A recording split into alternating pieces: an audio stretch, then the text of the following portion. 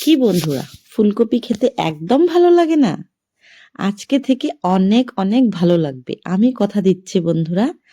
আজকে থেকে আমার এই রেসিপিটা দেখার পর তোমাদের ফুলকপি অনেক অনেক ভালো লাগবে।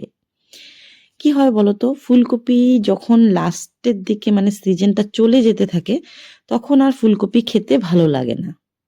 তো আমারও ভালো লাগে না। কিন্তু এভাবে যদি রান্না করো, আমি যেভাবে তোমাদেরকে দেখাচ্ছি, আমি 100% গ্যারেন্টি দিচ্ছি তোমাদের কাছে ভালো লাগতেই হবে। আর যাকে তোমরা বানিয়ে খাওয়াবে, সে তোমার প্রশংসা না করে থাকতেই পারবে না। আর রেসিপিটা চেয়ে চেয়ে খেতেই হবে। এত অসাধারণ একটা রেসিপি নিয়ে চলে এসেছি। হ্যালো বন্ধুরা, আমি মনা রান্নাঘরে তোমাদেরকে অনেক অনেক ওয়েলকাম। তো দেখো বন্ধুরা, প্রথমে কি করেছি, একটা গোটা ফুলকপি নিয়ে নিয়েছি। নিয়ে তারপর এটাকে মিডিয়াম সাইজ করে কেটে নিচ্ছি। আর যেহেতু ফুলকপিটা আমার সেরকম সুবিধা মনে হলো না, তার জন্য আমি ডাঁটিগুলো বাদ দিয়ে দিয়েছি। বাদ দিয়ে বলো তো তারপরে কি করেছি, তারপর হচ্ছে গিয়ে মিডিয়াম সাইজ করে কেটে নিই। তো দেখো আমি মানে সুন্দর করে কেটে নিচ্ছি আর কি। আর তোমরা এখানে মানে ফুলকপিটা যখন কাটবে না, অনেক ধ্যান দিয়ে ভালো করে মন দিয়ে কাটবে। কেননা দেখবে বন্ধুরা, অনেক সময় ফুলকপিতে অনেক ছোট ছোট গ্রিন কালারের পোকা থাকে আর কি, মানে আর সেটা যদি থেকে যায় তাহলে তো রান্নাটা পুরো নষ্ট হয়ে যাবে। তার জন্য তোমাদের মানে এটা খেয়াল করে করতে হবে। তো দেখো আমি মানে ওইটাই দেখে দেখে ভালো করে কেটে নিচ্ছি। আর বন্ধুরা, মানে এই মানে আনসিজনে যখন ফুলকপির সিজনটা চলে যায়, তখন দেখবে বেশিরভাগ ফুলকপিতেই পোকা বেরিয়ে যায়। তো এটা খেয়াল রাখবে। তো দেখো আমি কেটে নিয়েছি, কেটে সাইড করে রেখে দিলাম। তারপর একটা কালো কড়াই বসিয়ে দিয়েছি। কড়াইটার মধ্যে দুটো মিডিয়াম সাইজের টমেটো নিয়ে নিয়েছি বন্ধুরা। আর দুটো কাঁচা লঙ্কা দিয়ে দিলাম। তারপর হচ্ছে গিয়ে 3টে শুকনা লঙ্কা দিয়ে দিয়েছি। তোমরা বন্ধুরা তোমাদের পছন্দ মতো, তোমরা যে যেরকম ঝাল খেতে পছন্দ করো সেই অনুযায়ী দিয়ে দেবে। তারপর একটা আদার টুকরোকে ছোট ছোট করে কেটে দিয়ে দিলাম। তারপর হচ্ছে গিয়ে বন্ধুরা ফুলকপিটা দিয়ে দিচ্ছি। এখানে দেখো বন্ধুরা, দুটো কাজ হবে। যদি আমরা ফুলকপি রান্না করার আগে এভাবে ভাপিয়ে নিই গরম জলে, তাহলে কি হয় বলতো, যদি পোকামাকড় থাকে সেটা মরে যায়। আর হচ্ছে গিয়ে অনেক দেখবে গোড়া গোড়া টাইপের ভিতরে অনেক সময় অনেক কিছু মানে পোকা লেত্রা করে রাখে, সেগুলোও বেরিয়ে যায় গরমের, যখন গরম জলটা বলকা উঠবে আর কি।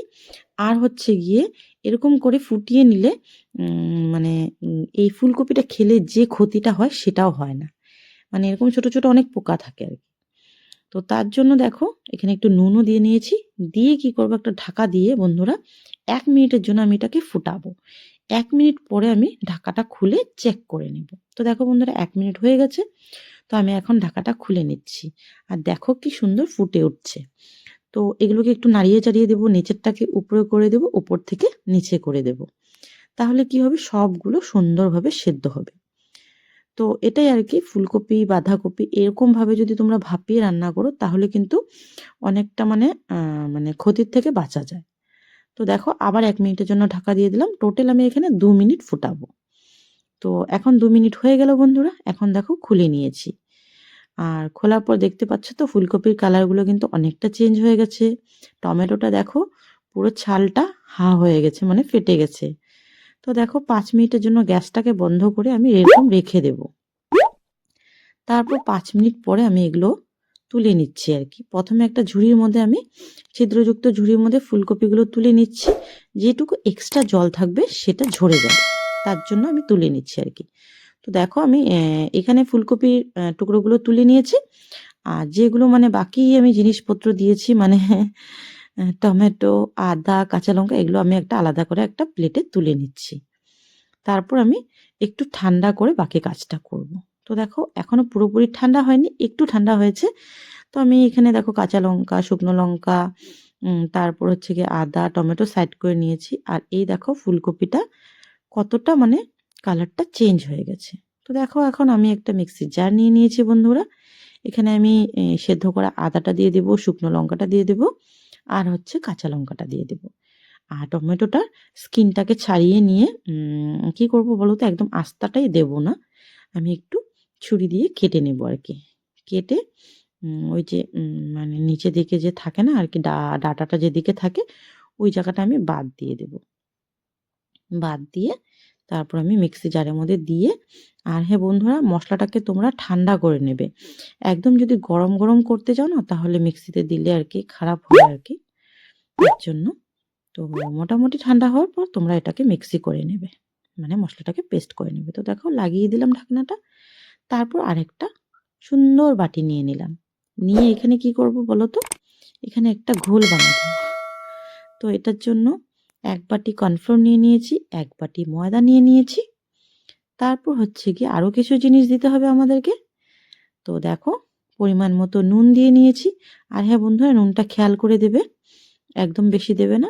একটু হলুদ, একটু কাশ্মীরি লঙ্কার গুঁড়ো দিয়ে দেখো সুন্দর করে এগুলোকে আগে মিলিয়ে নেব। আর হ্যাঁ বন্ধুরা, একটু শাহি গরম মশলা দিয়ে নিয়েছি, দিয়ে এগুলোকে শুকনাই আর কি এভাবে মিলিয়ে নেব। তারপর হচ্ছে গিয়ে বাকি কাজটা করব।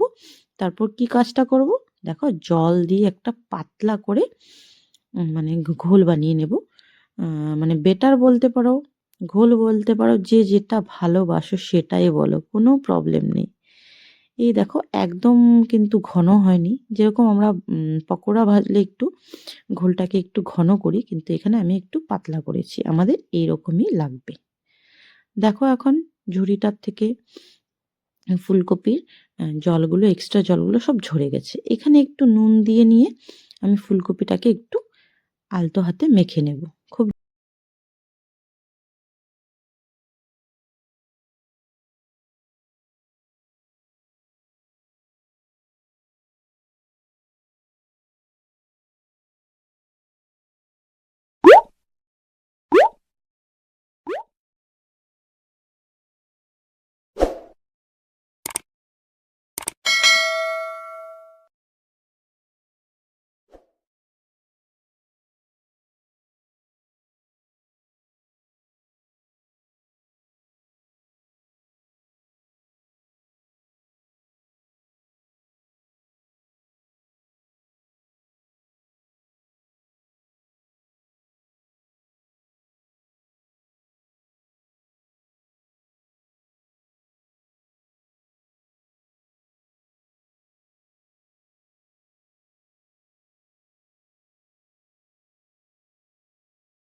গ্যারান্টি দিচ্ছি, তোমরা আমাকে কমেন্ট করতে বাধ্য হবে। তো দেখো সর্ষের তেল গরম করে নিয়েছি একটা ছোট্ট কালো কড়াইয়ের মধ্যে। তারপর দেখো একে একে ফুলকপিগুলো দিয়ে দিলাম। দিয়ে কি করব বন্ধুরা, একটু ওয়েট করব। আর হ্যাঁ বন্ধুরা, যে সাধারণত আমরা যখন পকোড়া ভাজি, আমরা কি করি, গ্যাসটাকে লো করে তারপরে পকোড়া ভাজি, কিন্তু এখানে আমাদের লো করার দরকার নেই, আমরা হাই ফ্লেমে এটাকে ভেজে নেব। তো দেখো হাই ফ্লেমে এটা আমরা ভেজে নিচ্ছি। তো অনেকটা টাইম রেখে নিলাম, রেখে দেখো উল্টে পাল্টে একদম লাল লাল করে ভেজে নেব। তো তোমরাও তাই করবে, কোনো দরকার নেই লো ফ্লেমে ভাজার, হাই ফ্লেমে ভাজলেই যথেষ্ট, যেহেতু আমরা এটা আগে ভালো করে বয়েল করে নিয়েছি তার জন্য। তো দেখো একটা ব্যাচ আমি উঠিয়ে নিলাম, উঠিয়ে বাকি ব্যাচ মানে বাকি যে ব্যাচ বলছি, বাকি যে ফুলকপিগুলো আছে এগুলো দিয়ে দিয়েছি। তো এই সাইডে দেখো মশলাটাকেও পেস্ট করে নিয়েছি, তোমাদেরকে একটু দেখিয়ে দিলাম, অনেক সুন্দর হয়েছে মশলাটা। তারপর দেখো ওই ফুলকপিগুলো ভাজা হয়ে গেছে, তারপর আমি আরেকটা কড়াই বসিয়ে দিয়েছি। এখানে আমি এখন দিয়ে দেব সর্ষের তেল। তোমরা তোমাদের পরিমাণ মতো দেবে বন্ধুরা, তোমরা যদি বেশি তেল খাও তাহলে আরেকটু বেশি দেবে, যদি কম খাও তাহলে আরেকটু কম দেবে। তোমরা তোমাদের পরিমাণ মতো দিয়ে নেবে, কোনো বাধ্যতামূলক নেই। তেলটা যেহেতু গরম হয়ে গেছে বন্ধুরা, এখন দেখো আমি এখানে কি কি ফোড়ন দিচ্ছি। একটা তেজপাতা দিয়েছি, 2টো শুকনো লঙ্কা দিয়েছি, আর 3টে লবঙ্গ দিয়েছি। আর হ্যাঁ বন্ধুরা, শুকনো লঙ্কাটাকে একটু হালকা করে ফাটিয়ে দেবে, না হলে কিন্তু জোরে জোরে ফাটবে। আর একটা এলাচ দিয়ে দিলাম, আর একটু গোটা জিরে দিয়ে দিয়েছি। দিয়ে দেখো ফোড়নটাকে একটু নাড়িয়ে চাড়িয়ে একটা সুন্দর গন্ধ আসা পর্যন্ত মানে ফ্রাই করে নেব। তোমরা তো জানোই। দেখো সুন্দর হয়ে গেছে ফ্রাই হওয়া। তারপর দেখো যে মশলা পেস্টটা বানিয়ে রেখেছিলাম এটা আস্তে আস্তে ঢেলে দিলাম। আর এই কাজটা করার সময় একটু সাবধানে করবে বন্ধুরা, অনেক ছেটে কিন্তু। তারপর মিক্সি জারটা ধুয়ে সামান্য একটু জল দিয়ে দিলাম। এটা দেওয়ার পর তো আরও ছেটছে, মানে কি বলবো। তো ভিডিও করা অনেকটাই কষ্ট হয়ে যায়, এরকম ছেটাছেটি করতে থাকে না রান্নার সময়, অনেক প্রবলেম হয়ে যায়। তো দেখো এখন আমি এটাকে সুন্দর করে কষাবো। মানে যত সুন্দর করে কষাবে তত টেস্টি হবে রান্নাটা। তো সুন্দর করে মনের সুখে একদম মানে কি বলবো মজা নিয়ে নিয়ে এটাকে কষাতে হবে। তারপর দেখো অনেকটা কষানো হয়ে গেছে। এ পর্যায়ে আমি কি করব, ১ চামচ হলুদের গুঁড়ো, ১ চামচ কাশ্মীরি লঙ্কার গুঁড়ো, ১ চামচ নুন দিয়ে দিলাম। দিয়ে ছোট্ট একটা বাটিতে ১ বাটি মটরশুঁটি দিয়ে দিলাম। তোমরা চাইলে নাও দিতে পারো, বাট দিলে ভালো লাগে। যেহেতু ফুলকপির সাথে আমি আলু ইউজ করিনি তার জন্য। তোমরা চাইলে আলুও দিতে পারো। তারপর দেখো ও সাইডে ওটা কষানো হচ্ছে, এ সাইডে যে কড়াইটাতে আমরা ফুলকপি ভেজেছিলাম ওখানে একটু তেল ছিল, ওখানে আমি একটা বড় ক্যাপসিকামের হাফটাকে ডুমো করে কেটে হাই ফ্লেমে ভেজে নিচ্ছি। এটাকে আমরা হাই ফ্লেমেই ভাজবো, লো ফ্লেমে ভাজার কোনো দরকার নেই বন্ধুরা। তো দেখো এদিকে ভাজছি আর এখানে গ্যাসটা অফ করে এদিকে ট্রান্সফার করে দেব। আর এই মশলাটা দেখো বন্ধুরা দারুণ লাগছে, অনেক ভালো লাগছে দেখে, তোমরা বুঝতেই পারছো একদম তেল সেপারেট হয়ে গেছে।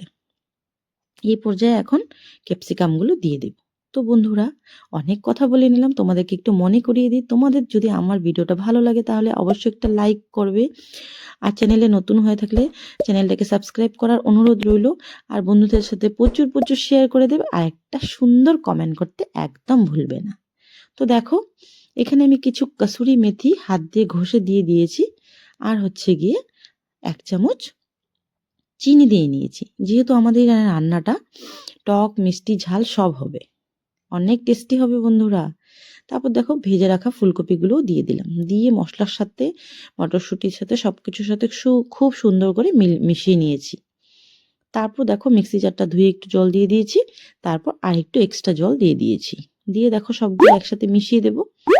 মিশিয়ে একটু টাইম আমাদের ওয়েট করতে হবে যেন বাকি যেটুকু সেদ্ধ হওয়া বাকি আছে পুরোটা যেন সেদ্ধ হয়ে যায়। তো দেখো রাঁধতে রাঁধতে আমার একটু মানে হাসিও পেয়ে গেল, তো একটু হেসে নিচ্ছি। তো দেখো একদম সবজিটা শুকিয়ে এসেছে। তো তোমরা যদি একটু ঝোল পছন্দ করো ঝোল রাখতে পারো, বাট এরকম রাখলেই বেশি টেস্টি লাগে খেতে। তারপর দেখো একটা বাটির মধ্যে আমি সার্ভ করে নিচ্ছি, সুন্দর বাটির মধ্যে বন্ধুরা। তো বন্ধুরা কি ভালো লাগলো তো রেসিপিটা? কেমন লাগলো কমেন্ট করতে কিন্তু একদম ভুলবে না। আর তোমরা কোথা থেকে আমার ভিডিওটা দেখছো অবশ্যই একটা কমেন্ট করে দিও। তো বন্ধুরা কি হলো না একটা টেস্টি রেসিপি?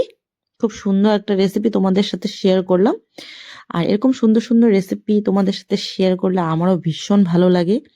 আমি যখনই কিছু একটা আমি রান্না করি বা তৈরি করি তোমাদের সাথে না শেয়ার করলে আমার একদমই ভালো লাগে না। তোমাদেরকে আমার জানাতে ভীষণ ভালো লাগে। তো তোমরা প্লিজ একটা লাইক করো, লাইক করলে আমার অনেক উৎসাহ বেড়ে যায়। তো চলো বন্ধুরা আজকের জন্য টাটা বাই বাই, তোমরা ভালো থেকো সুস্থ থেকো, বাই।